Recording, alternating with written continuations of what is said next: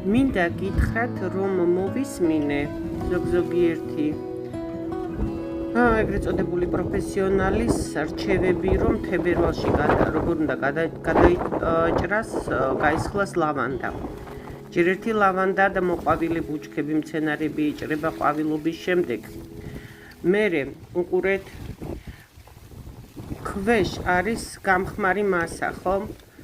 გადაჭრა აი იმ მასასთან, სადაც ფოთოლი არ ამოდიოდა, ეს დაუშვებელია. აი როგორც გაჩვენებთ, ისე უნდა გადაიჭრას. თორე ის ფოთოლს გაუჭირდება გამოღება ფოთლის და იქნება ესეთი გაკორტნილივით. ყველა ვარიანტში ყვავილობის შემდეგ უნდა გადაიჭრას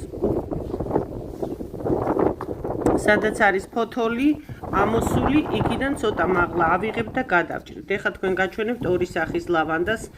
ის მეორე იყო ლავანდულა ვარდისფერი, ეს არის გრძელტოტება ლავანდა, ორივეს ერთნაირად ჭრით, ვცდილობ კომპაქტური ფორმა შევუნარჩუნო, რადგან გადაჭეხვა იციან.